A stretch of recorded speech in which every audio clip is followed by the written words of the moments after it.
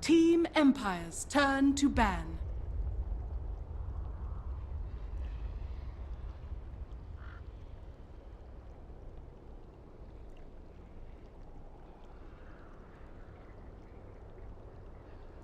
Ten seconds remaining. 5 seconds remaining. Reserve time.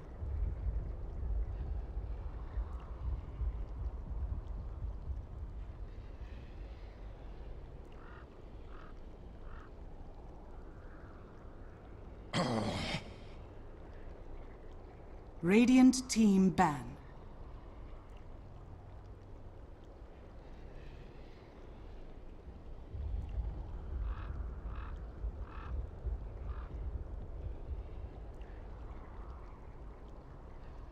Ten seconds remaining.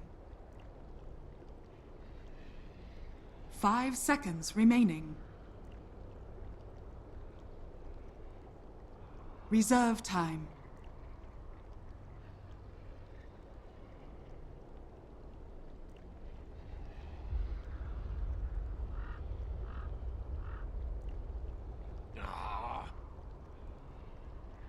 Team Empire's turn to ban. Radiant team pick.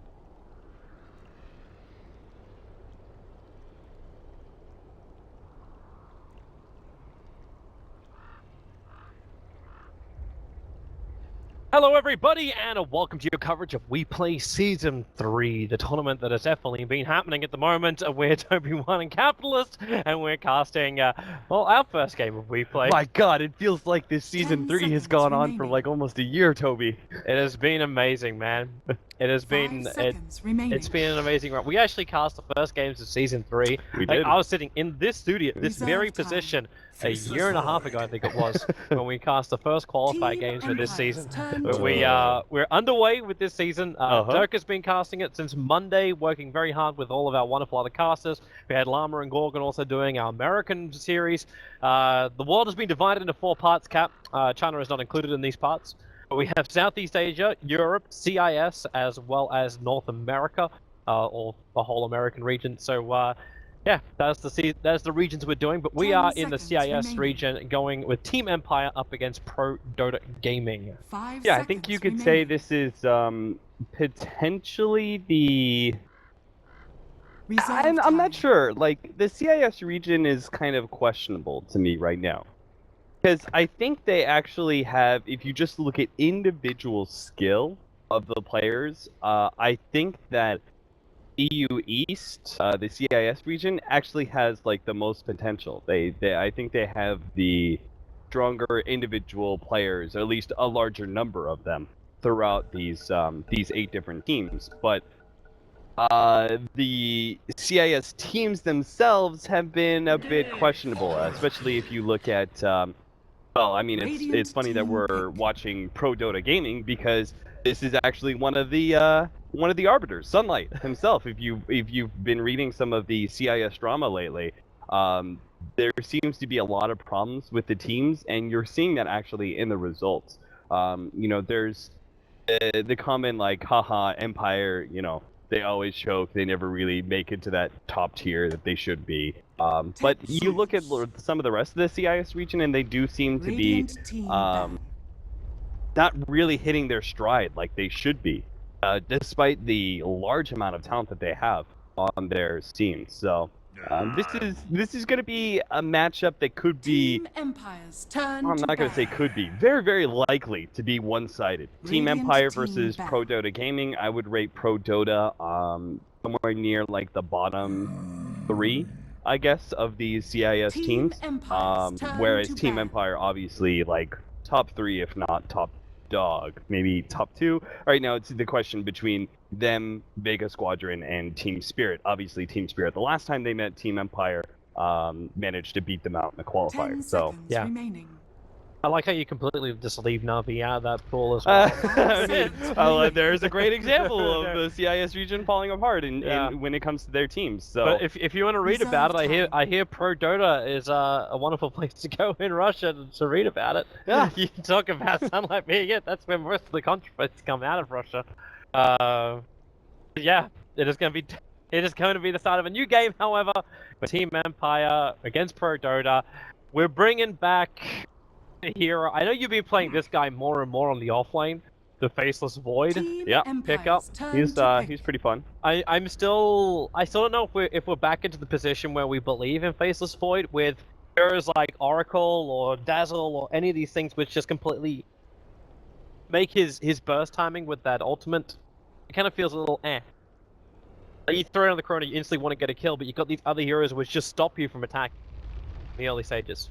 I think that 10 seconds remaining. part of the reason that Faceless Void is strong right now, I mean, individual mechanics are like nice. I think the change up where they replace backtrack with something that's a little bit more reliable and perhaps skill based makes Faceless Void potentially a higher skill cap hero, which is nice. But I think that he's just like his team fight control is so valuable right now. And I think that's really where you need, because you look at some of the other offlaners, like when it comes to initiators, take Clockwork, for example. You're not seeing a whole lot of Clock. One of the reasons why is I feel like he's too single target focused, doesn't provide enough mid to late game presence.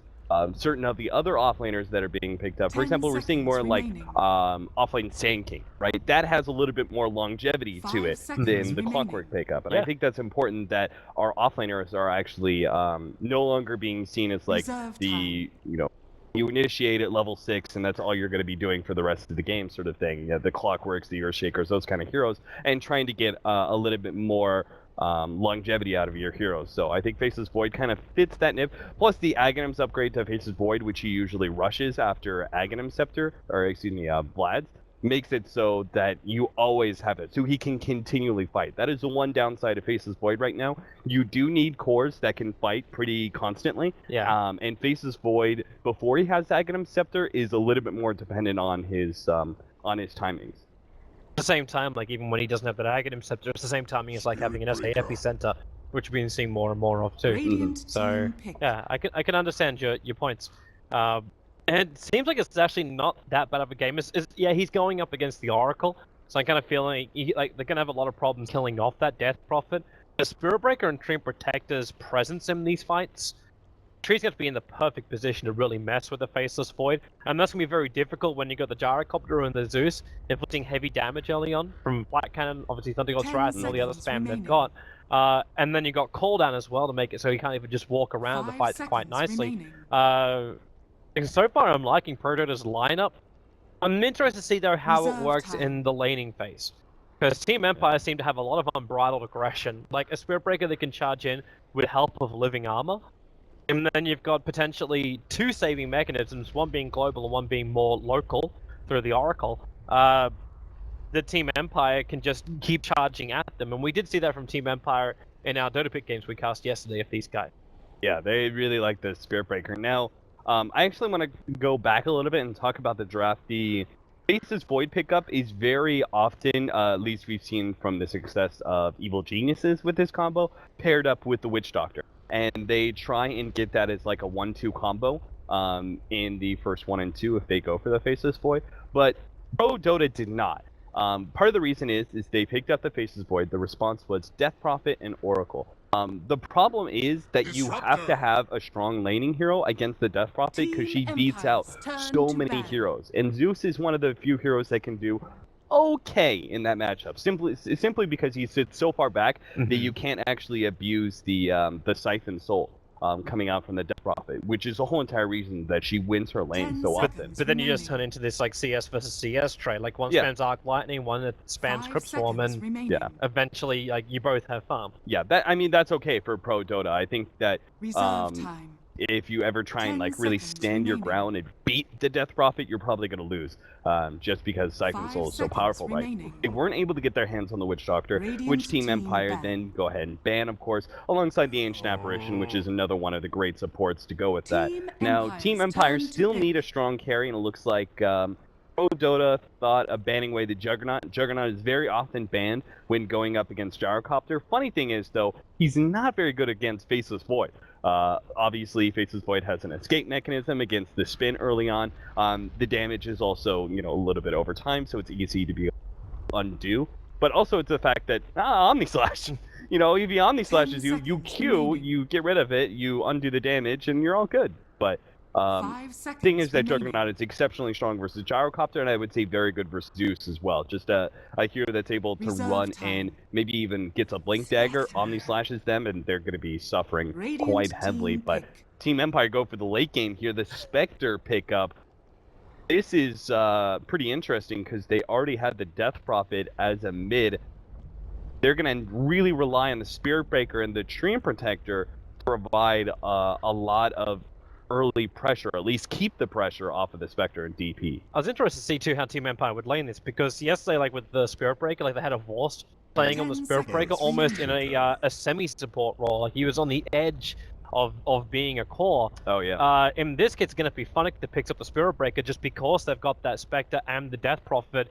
And in fact, I'm going to get to be wrong. It's Oracle Funnick in this game, so they're still going to give Vorst the aggressive hero of the Spirit Breaker. And they're not going to put him onto the number 1 position. They're going to keep Aloha Dance there, and it'll be Funnick on the Oracle. So what we see, this dual offlane Spirit Breaker Oracle with a safe lane Treant and Spectre up against a Void. Oh yeah, we forgot to talk about that. Well, I think it is likely that they can like switch it up now and then. It seems like Funnick is going to be playing more of the support, and then Havos is playing the offlane prime. See, I'm wondering if it even feels like that. Like, is that something that they've said it publicly? Yeah. Okay. They have. Because it kind of feels like Funnick as well as a Vorst, they're kind of sharing that third position a little bit as far as the farm goes. Like, they're just playing tag teams, so they're both coming up at the same level. Yeah, we were just going off of like the one Dota Pit match, but after that Dota Pit match yesterday, they did put out like, hey, Havos is going to be playing the 3 position, which the joke was then, well, he's closer to the 4 position, but. Okay. But another big interaction here. Team Empire picked up the Death Prophet Oracle as a 1/2. Oracle synergizes really well with any hero that can heal itself. So Huskard's a great example, right? He has that insane inner vitality. If you can give him 9 seconds at low HP where that inner vitality is really healing him a lot, he's like guaranteed to go up to full no matter how much you attack him, right? Because it doubles the healing power. It's insane. So, for example, Death Prophet, you're trying to kill her before the ghosts come back. Oracle saves him. The ghosts do come back, and guaranteed she goes up to full if it's during the ultimate. It's a very powerful combination. And then they have even, take that even further. I believe that Oracle, the way it works is that there are no damage instances going on to the hero at all. So that should mean that living armor actually cannot be taken off. I believe that's the way it's going to work. Really? We'll have to watch and see, but I believe that means that all damage instances coming in are going to be blocked up by... They could all be blocked by living armor in a way. I'm not sure how that's going to work. But at the very least, I think the regen coming out from living armor should go all the way through. So the 9 seconds that well, I mean, how much HP regen is Treant Protector's living armor at level 4? At level 4, you've got regen at 13. 13. So and that's for 7 instances. Times that by 9, 17. 117. Is that right? You timed it by... Anyway, numbers. Healing is gonna happen. It's gonna be doubled. It's great stuff. Well, I'm way too tired to actually figure out a... I'm actually also wondering too now what happens if someone comes in close and you add in Leech Seed as well. The effects of Leech Seed pumping in life as well. Say that. Oh, I'm sorry. I was... It's 13 regen for 15 seconds. Oh, never mind. So the reason I timed it by I was timing it by 9, which is the what False Promise is at level 3. Yeah. So that's why. Yep. There's 15 seconds duration for the regeneration, but the damage is... Yeah, so I'm just thinking purely about what happens during False Promise and the amount of regen happen during the time. Yeah. I guess at level 3 False Promise, hey, you're talking about like 250 heal just based off of living armor. Bounce. Love it. Basically balanced. I mean, Soul Siphon regen. You know, do that during False Promise. Great stuff. That's even that's actually more consistent, obviously, than the Death Prophet pulling her ghost back at the right time. Yeah, there's just so many instances that Death Prophet plus Oracle strong. Something's gone wrong, Cap. Yeah. That is not the place to put your head. I'm maybe presuming it's in the middle of the barrel roll, but it's got to be like. It looks like he's checking pants right now. Yeah. That is. I don't know when they're gonna fix these effigies, because I've been told they are working on it, but bit by bit they're taking care of this. Yeah. What the hell happened to Clockwork? So if you guys are wondering what exactly His head's is over happening, here. what's happening with all these effigies is that the base model in effigies will always sit at the default stance right now when you look at a showcase view. So Storm Spirit, yeah, he's just standing there, he's just chilling. Yeah. But all the extra stuff, the animated part of it. oh yeah, all the hats that are going in, the hats will be in the animated position. So you have this weird dichotomy of like the base model being, you know, just standing there, but the hats being in a position for the. But it's funny though, like you notice that like that slaughter just changed in our vision. So right now, if I go back to him, I don't know if the Bat Rider is still. Yeah, see the Bat Rider is actually back to his normal state right now. Not a consistent thing. It's like when we were doing the D2CL random draft, all random deathmatch matches, and then sometimes they'll load in properly, sometimes they wouldn't. It seems to be a little hit and miss, and the stability isn't there. But it's like the particle effects. The reason why no Dota 2 items were being added into the game during the whole transition to Reborn, and about 6 to 9 months before Reborn came out, is because they had to rework each individual hero to make it function. Jump up, that's aggressive. Going straight up into the face of Aloha Dance, he'll be able to Spectral Dagger himself down. And Team Empire, I believe it was them that actually got caught out by this yesterday. This time around, they actually have a hero who can escape from it. Oh it yeah, was, the simple like, yeah, it was a simple like 5-man smoke run straight up that ramp. I was like, man, that is so like so funky. It's just like so direct, but if it was any other hero, really maybe well. not the Spirit Breaker, but if it was any other hero but the Spirit Breaker and the Spectre, they would have had a kill. All they needed. So how's these lanes work? So Aloha's actually got all the way back to base. I don't know if someone's going to be buying him a TP scroll so he can get back out. Or if he's just going to walk it, and then they give Phonic the space up on top. So Phonic's actually, he is going to play the proper support role this time around. He also missed the Observer Ward, which is going to annoy him a lot. The other, does he just drop the obs? He'll drop the obs in the lane, but not the sentry. Fine, he'll still, like, he'll get it before the minute marker, like, almost. That extra kind of work. Force is left on the off lane. Do his thing. Middle lane, we're just expecting a lot of spam. Potentially First Blood, just because of the nukes that could be able to connect. Bottom lane, probably not as much. Like, Havor's the only thing he could have a problem with is getting glimpsed back. In the early levels, Roger's not going to be able to do that. In fact, it looks like he's setting up for a wall into a rocket barrage onto a Vorst. They'll find that damage from that. But that's still going to be difficult. They need to do a lot of prep work before that's going to... in order to really kill work. Havos, they have to catch him with the wall and then use the glimpse to stop the charge. So all Havos has to make sure is he never gets caught by the wall in a situation the gyrocopter can... I'm wondering if that's even enough, because No Fear can just living armor him too. The amount of damage which should have to come out from the PD safe lane is still not good enough. Cap. Iron Talon Hey, Chain Cap. Protector. Check it out. It's legit. Core positions are now cores, everybody. Problem is, he needs a stout shield. It's taking too much damage from this right now. Like, if he's not careful, that little bear's gonna turn around He's good. He's got a leech seed now. Nom nom nom nom nom. I wanted him to die to the hell bear. No. So here's the attack. Living armor is being defensive. Havor's there is a glimpse, but decide not to use it at the end of the day. Yeah, living armor is like nuts against gyrocopter. I'm just watching it because I'm feeling it happening, but okay. I feel like maybe the Ursa camp is really. See, level 2.5. Was that? Did he clear through 2 camps? No, that was just the one. Yeah, the second one was this one. He did this oh, one there. okay. Alright, that makes sense. Finally, Phonic is going to find that observer ward. We actually will only have the camp at the 3-minute mark. Probably spending a lot of time trying to zone out Dale that he only went back and noticed. You've got to give the Spectre a lot of laning presence because she's so weak in lane. You really got to make sure that the enemy offlaner doesn't pressure Aloha down. Done it very well, like a 16-4 up against a 2-for-1, so Dale has gotten practically nothing on this off lane. But he's gotten a lot of experience. True. That's what matters. Have that maxed out time lapse. You're always zipping around like every 4 seconds. It's like it essentially like Faceless Void is the melee Weaver now.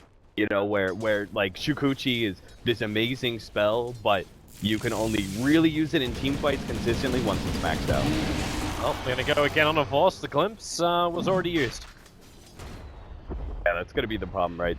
Because most of the time in disruptor lanes, you're using the hero into spot to kill in the first place, so then you don't have an interrupt.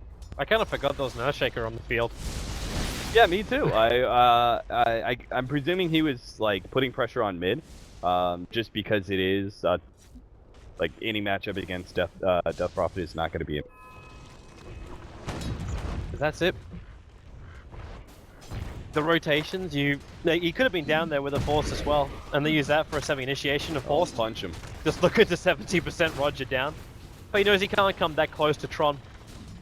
They'll just spam out the damage against Divorced as I get to his first blood. It's going to be up on top lane.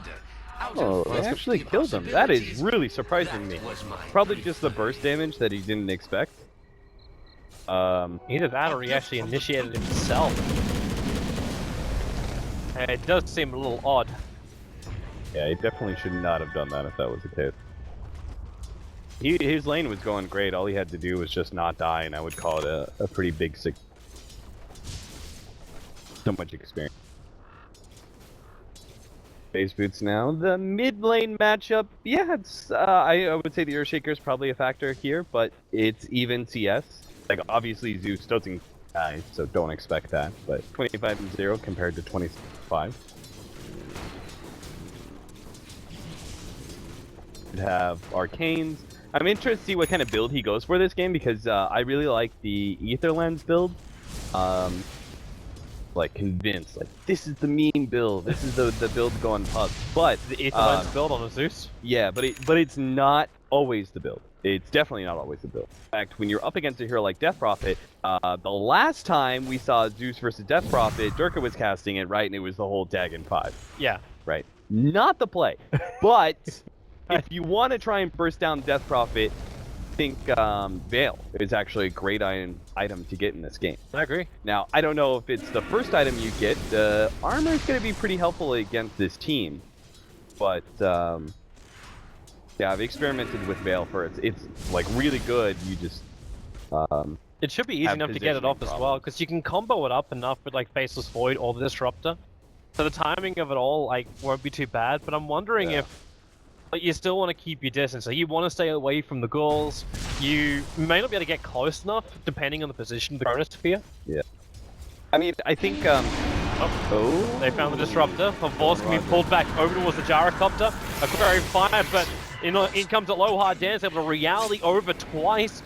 First starting over on the Disruptor and try and chase after Tron. Underneath the tower, maybe not the play, but when they got a Vorce there, he can start taking up the tower, and that will allow him to kill off the Gyrocopter, allowing Resolution to leech some of the experience by being involved. Yeah, they don't have great rotating heroes. Earthshaker's pretty good, but Faceless Void pre-level 6, Zeus not likely to rotate there. So they probably figured it's free to dive, just keep going.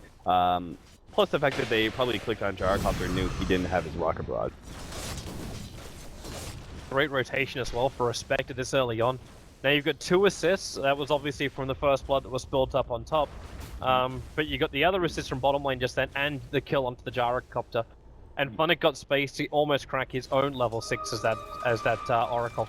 Yeah, it's really important to be a part of those early kills as a Spectre, especially when you go this build that he's going. Badman build, he's got phase boots, earn, maybe he goes drums, maybe he goes Yasha into Anta, Diffusal. Just kind of depends on the game where you go, but you always go the early phase boots are guaranteed. Most of the time you're going to go drums, and then very often you're going to go Manta Diffusal, but sometimes if the game calls for it, you go back for the ring. I want to see where he heads with his build, and it looks like a cloak. Okay, so he's going to go for the Lance. Ether Lens. That's fine. I would say that I was torn between Ether Lens and actually Force Staff. And the main reason for Force Staff is simply because Soul Siphon. Just to, you know, be able to get away from that and break it. I think that Ether Lens is still the right call, and then go Veil after that. You definitely should go Veil in this game. Definitely. The more I look at ProDota's team, I mean, you've got a Gyrocopter in your team. That's like boatloads of magic damage. You got every incentive to buff up not only your own magic damage, but your allies as well. And you've got a good setup ability for it coming out from the Faceless Void to allow your allies to get the maximum use of all that. Well, they're coming up to Sunlight. That fissure. Gonna buy just barely enough space to get the Zeus back out. Really, like, very surprised that No Fear is, like, this under level. Looks like bottom lane of course gonna get himself a kill. No Fear is taking so much time as a Treant Protector in the jungle. I think it's because he seems to be dodging so much damage. Like, where is this down shield? It doesn't cost much. It's very cheap. He gives him such presence in that jungle. He isn't jungling efficiently. I would say he's not saving his HP points by doing certain things like breaking one tree in a camp and making the neutrals like line up behind each other. That's a good way to dodge damage.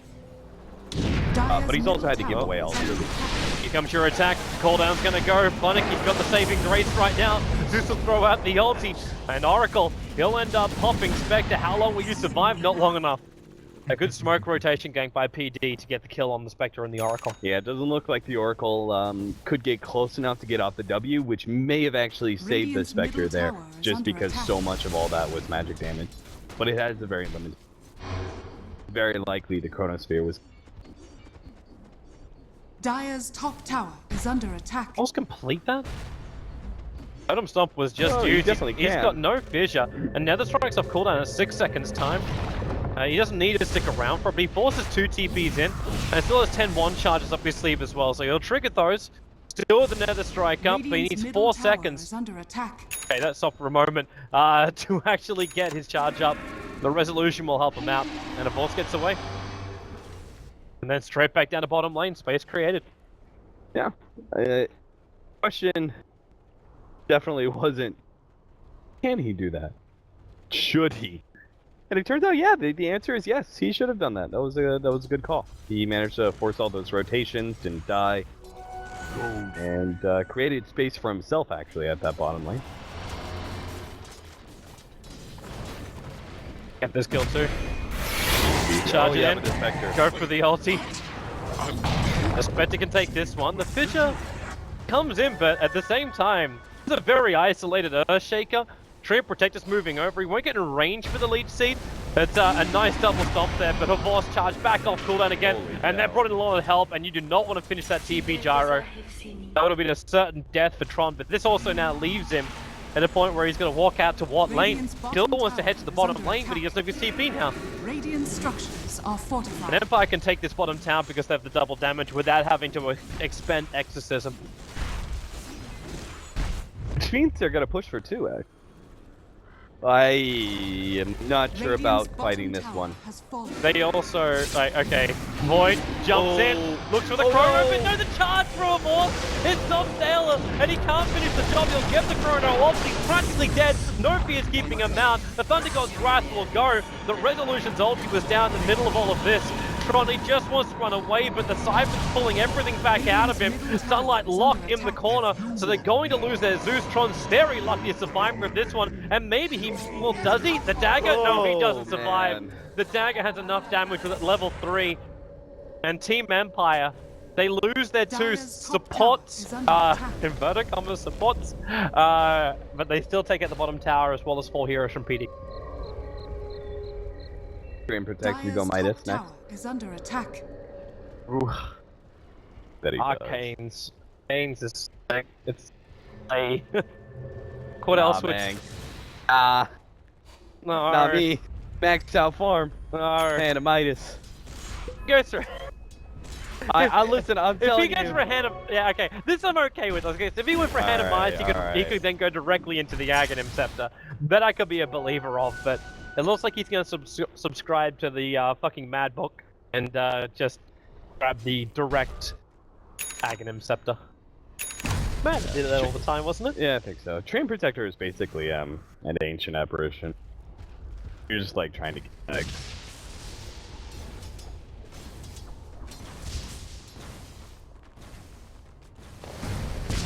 yeah, the Ether Lens is going to be really ineffective. Radiant's middle tower He gets so is under scared of attack. this. So scared. Rightly so. They still don't have a level 6 on that Earthshaker. So the reason I was in favor of Ether Lens, and I think it's still like an okay build, is if you win those early fights, the distance gained is going to be great for you. He's still got Yules though. Yeah, he does. He's waiting so long for a Divorce going to charge in. Just pushing back the Gyrocopter and then into the ulti because they Spectral Haunted themselves in towards that Disruptor. Disruptor's not dead yet, and well, the Spectre is going to join them finally. A little bit too deep for that one. I actually thought Nofio was involved in that fight somewhere. Realized he's taking damage, but he's just neutral. So, they still only a 2-for-1 trade. Yeah, he's just one man. Out shield. That was the Spectral used Yes. as well in that fight, so that was actually pretty damn good for ProDotA. Not surprising though, like, we did see this from Empire in their previous series, where they're not afraid to dive underneath towers to a point where they start throwing away the advantage they've got. Mm-hmm. And it's kind of one of the moments where maybe they didn't have to force it that hard. Like, what are you going to get in return? The chrono is up, so you should be aware of this now. Don't put anyone too far out. And they didn't have any real vision, because they lost that Dire Observe, what they put up on the top, like behind the tier 1 tower of the Radiant side on top lane. They weren't fully aware of what was going to happen. Sophie are going to go for the... Yep. Waiting for the timing of this. I don't know, he's a tough hero to kill, but the silence is enough. Kind of forget that Resolution has that ability. Yeah, the silence.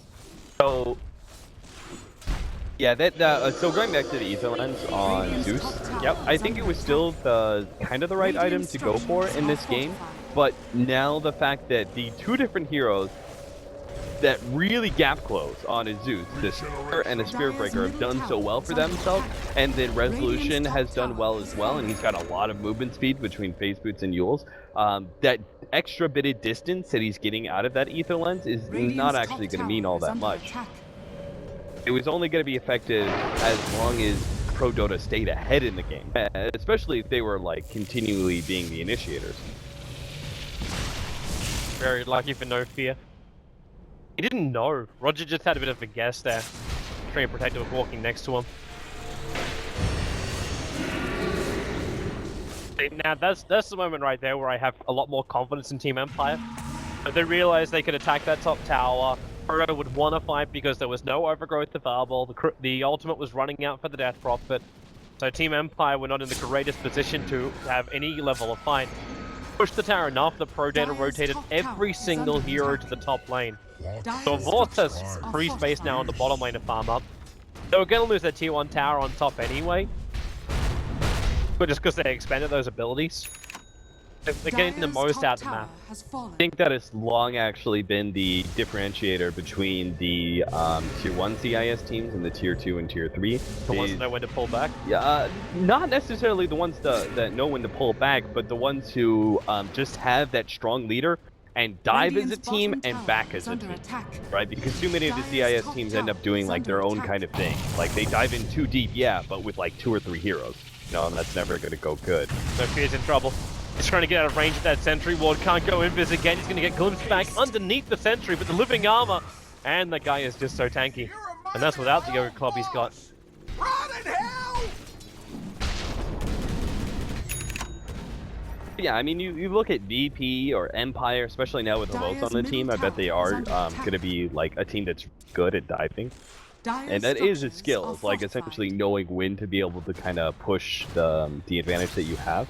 You know, they're tier 1 teams, like especially VP I think is a great example. They're tier 1 teams, they dive quite often, right? But the thing is, they do it more successfully than any other CIS team because they do it as a team. All that 4-star forward.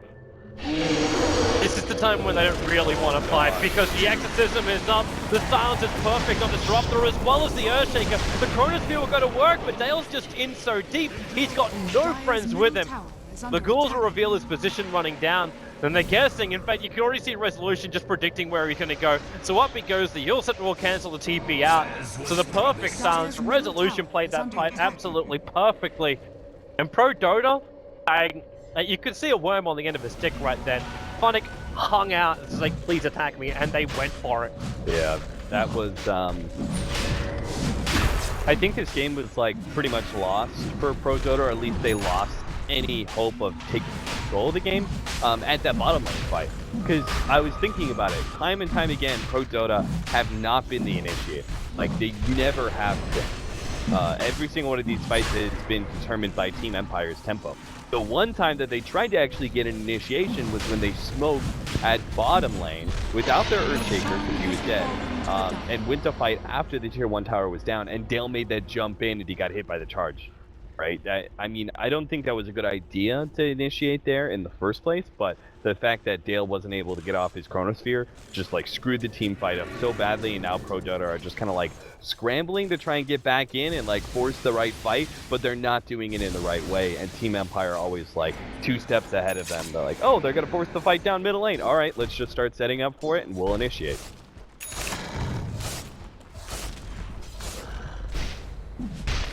Way through the Ags. Oh, Ether Lens for Oracle. I love this pickup against the Faceless Void.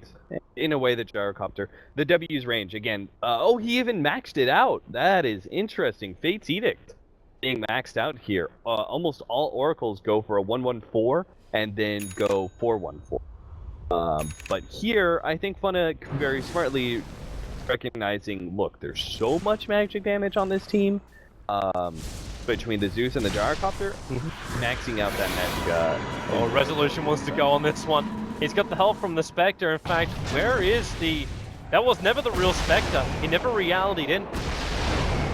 The Resolution will cop a fair chunk of damage here, and they're going to glimpse him back in. He has the BKB as well as the Aegis, but they'll start with the Yule Scepter. So Resolution will actually blow that Aegis Immortal, but already Havos is starting to charge in from below. No fear. How far do they really want to push this? You've got no cooldown anymore. Havos will be pushed back out again. The Earthshaker will actually get an invis stun onto No Fear. He didn't know he was there. This should be Team Empire just forcing the mid-tier 1 tower down now. Looking to the mid-tier 2 because they've still got that that exorcism up. Yeah, Team Empire just being a bit... well, it's not Team Empire, it's actually just Resolution. Being a bit too far forward, gave away his Aegis. Thought he was going to be able to make a better trade. Where's Phonic stayed? There it is. He's taken so long to get that BKB up, however. But with a 3-man silence, Resolution's copying a little bit too much damage. Phonic's still there to help him if he needs it. Also gets pulled back a very long way. Yeah, that was... I'm not sure what happened there with Resolution not getting off his BKB very quickly. But he wasn't really stopped by anything. Like, yeah, if he had thrown it like as soon as possible, they just would have taken the tier 2 tower, because both the Spectre and him, which were the 2 heroes that got caught in like the double ultimate, would have been at full HP. They could have just taken the tier 2, but.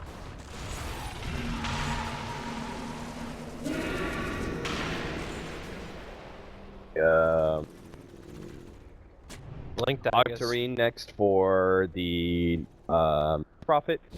Great item pickup when, as always, on a Death Prophet, but even better in a way when you've got the Oracle, because then you have Spell Steal starts coming into play as well during the Fortune set.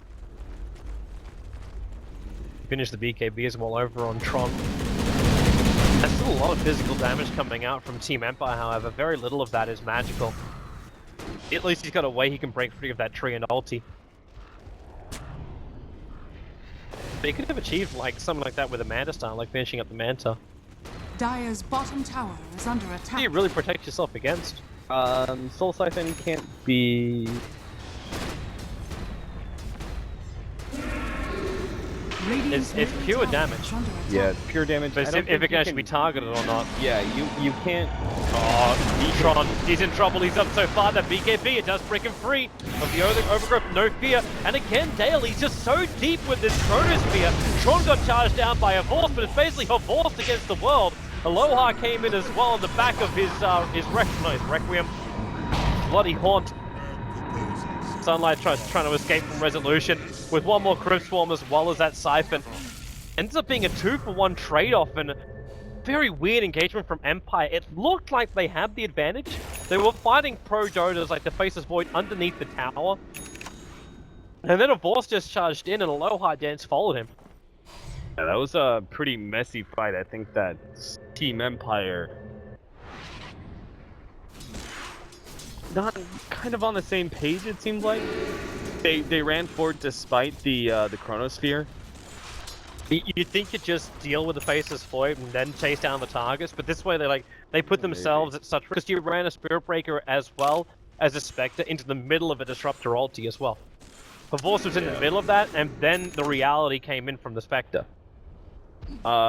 So I know that it goes through BKB. I'm just not sure if you can target Soul Siphon. 17? No, 17. He just needed 117 to make that work, but they'll still find the kill. Dale comes in close as Funnick tries to slow down the Disruptor. The wall will connect as Dale still keeps trying to going on the run, but he just doesn't have enough to get away. Roger also now into full retreat. 5 seconds until charges up, but with the drum charge movement, they got enough speed to catch up to him. The Disruptor ulti is nice, but you've just lost 3 heroes, one after the other. Trying to help save that Earthshake, who was the first one being initiated on. Oh.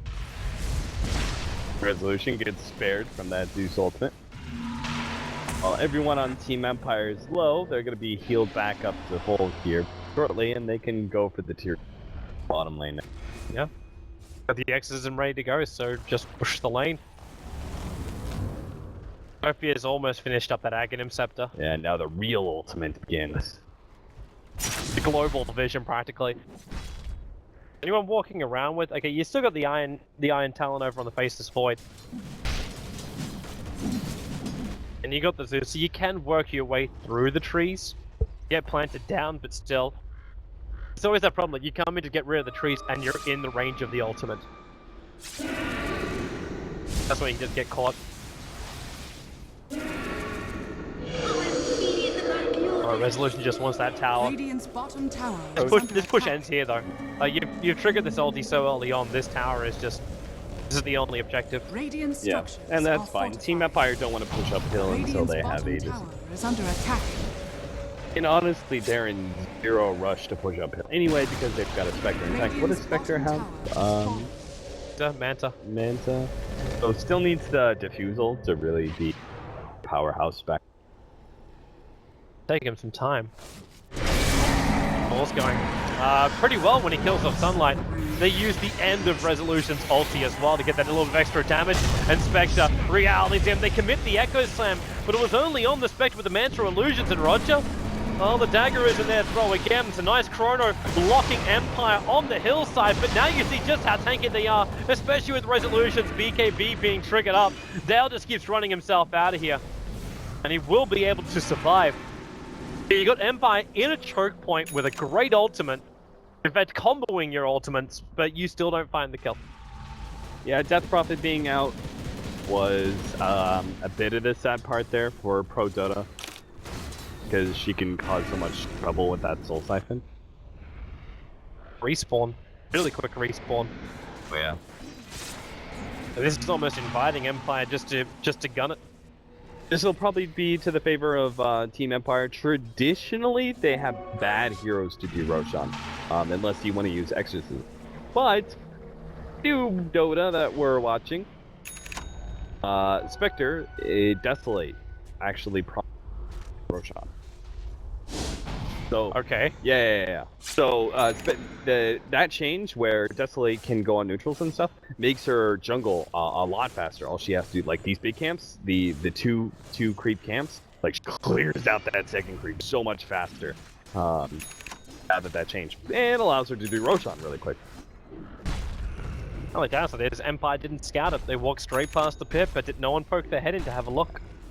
Okay, they've got the Ags on Train Protector. Time to get some good vision up around that. Where's he actually got his trees right now? Like, I haven't... So he's got one here, and one here. And now one here. They're focusing on controlling the Radiant jungle at the moment, so... And farming the Radiant jungle as well. He's actually making sure that... If I was playing this game, I would immediately look to control the river. Right, and control that that path right there that leads into Roshan Pit from the Radiant side, but Ophir is looking at is like, how much farm am I gonna get out of all these ultimates? Tree it! Tree it! There it is. There we go. Dire's middle tower ProDotA. is under attack. They've kind of missed the ball on this one. They're hoping for a gank out on the top lane on the Spectre, but Spectre's hiding up at the top because he just wants to farm it. If ProDotA comes down to try and attack into Empire, he just Spectral Haunts in and he's part of the fight instantly. Yeah. So right now, Empire has just been allowed to take Roshan. Thunder God's Wrath to reveal it. They do actually find the Spectre on the top. If that Thunder God's Wrath, and he can't get himself out of this one, Manta or not. The kill on the Spectre, but they still like the fact that Roshan was being done. And you ask yourself the question, is it worth it? Because now Empire have what they're looking for to go high ground. They just need the Spectre back in 44 seconds now. No, I don't think it was worth it for ProDotA.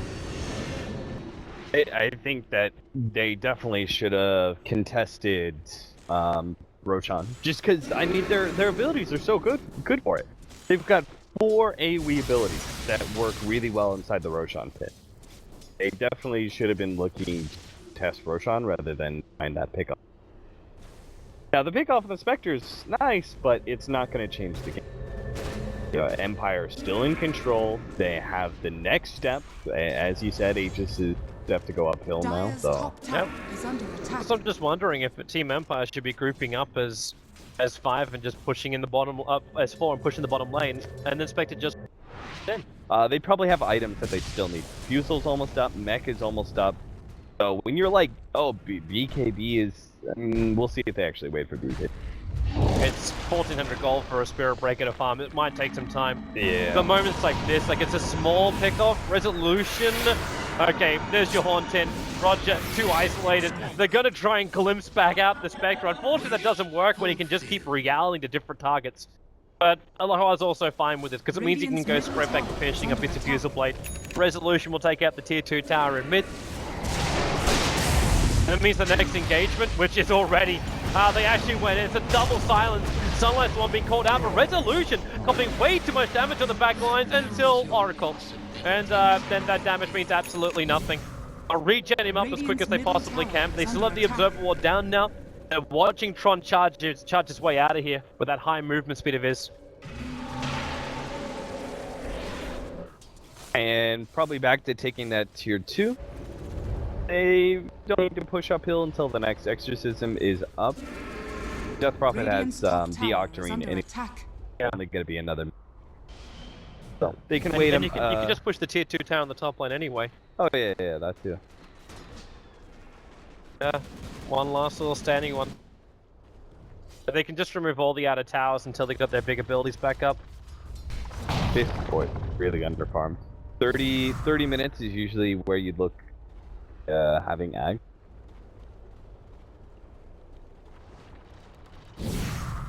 Only he has died a lot. He hasn't gotten any kills. I don't think he's had very much.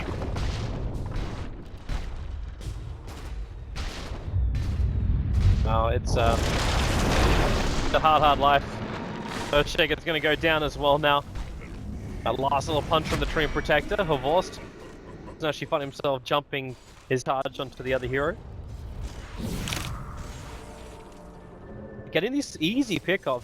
You can see what ProDotA are doing, like they're understanding, like they cannot fight Empire head to head, so they just try and pick off the most exposed link. And in this case, it's Aloha Dance. Throws a dagger, they start the charge, and in fact, ProDotA, the rotation's coming up from Team Empire now.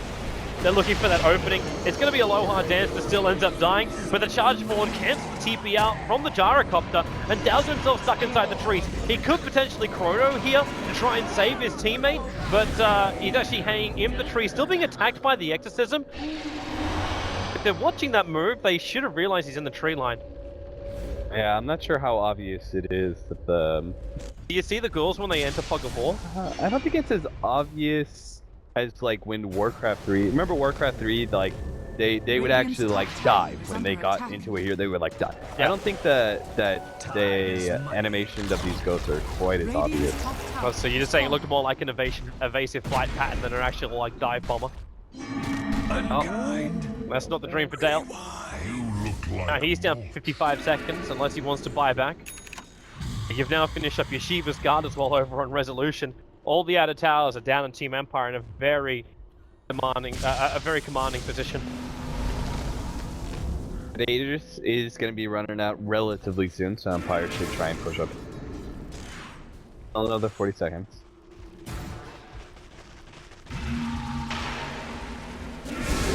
They may try and push it anyway. Got 25 seconds till the Faces Void is up. So, push until Faces Void is up, wait another 5 seconds.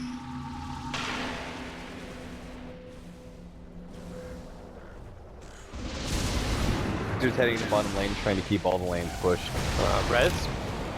No BKB again, because he's allowing Phonics to do his job, and maybe that was also why he didn't BKB previously. Oh yeah, figured Phonic was going to be saving him, yeah. Yeah. At this point, but he chose another. Resolution was not the chosen one. His heart lies with Aloha Dance. Wow, Resolution triggers the ulti. They need to protect him right now. No fear finds a little bit of space with Resolution. Oh, no, there's the ult up and towards the air. They've got the protection on him. The Resolution, they just can't kill him. The initiation looks so sweet.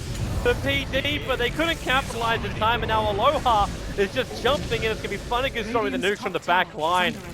Team Empire. Well, they're sieging the base, they got the buyback out from the Faceless Void, but he doesn't have Chronosphere available. Also wants to charge forward, maybe a little bit of a misclick there, because he charged the Catapult instead of the Zeus. The Exorcism will go to work now on the ranks. No Fear very low on life. I need to be healed up again. Funny's going to give him that opportunity to do so. As Dale. Okay, there's your dieback. That could actually, I don't know if it's actually going to be game, but it should at least be 2 lanes of racks. Yeah, I mean, I feel like it's been a pretty, like, one-sided game for the last 20 minutes or so, and I think ProDotA probably sealed it. They don't really have a way back into this game. You're talking about going late game against a Spectre. Like, even if they did manage to hold Treant Protector, Death Prophet, Spectre, Oracle's pretty damn good late game as well. You know, these heroes are possible to beat with your team. Gyrocopter, Zeus, Faceless. Like, if they were ahead at 25 minutes and they continue to stay ahead, you could say that, oh, they'd have a chance to, you know, go 60 minutes and still be able to fight. But there's 3 heroes that don't really function well when they're lacking farm. Yeah, Like exactly. you always talk about with the Gyrocopter, he needs to have a lot of damage. Tron's the most farmed hero on their side, and he still doesn't have that Monkey King bar up yet. The Faceless Void's kind of got nothing to work with. Yeah, Resolution, kind of desolate. The last item. It is. That is his last item. Should that be his last item, though? Kind of okay with it. Where's the Assault Cuirass? Does Spearbreaker have it? No, he's still trying to build his BKB. Spectre doesn't have it, right? It looks like they're just trying to end now. No, Spectre didn't build an AC. Still 4.2k gold, though. Pretty sure traditionally the Assault Cuirass would be final item. I would agree, but Resolution's got his own mind about things. Yeah. I'm sure you're completely right there. Just whatever. Let's just end it now, guys. I can afford a death, so let's go. What do I need? I want some physical damage and I want some negative armor against buildings and heroes. Oh, okay. Yeah. That's what fixes that one. The Assault Curiosity has probably done the same kind of thing, because it just amplifies your physical damage. Force, they charge in, they go directly into Tron, and oh, the Chronosphere is wafted.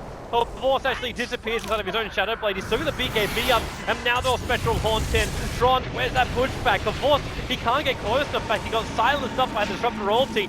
But Dale, he's so isolated after missing that big Chrono. They couldn't keep the control up. Spectre just walks over the top of the fidget, thanks to Spectral Dagger. They'll glimpse him away. Buyback comes out from the Jarka for a nice double Echo Slam, combining it up with a Thunder God's Wrath, but the damage output, Resolution still survives through all of this. Phonic helped him out a little bit, but they used up the timing. ProDotA are unable to find the burst damage, they call GG, and Team Empire will take our game. Radiant's bottom tower. ProDotA fought till the very end, buybacks and all, but pretty clear which way this game was going to go. And Team Empire continue to stay on top the IS region. Looking forward to their matches against Vega and Team Spirit, which will be a lot more telling of whether or not Team Empire really is below Team Spirit, based off of just that best of 3 that happened. Well, that was a fun game. We got another one coming up. Exactly what game it is,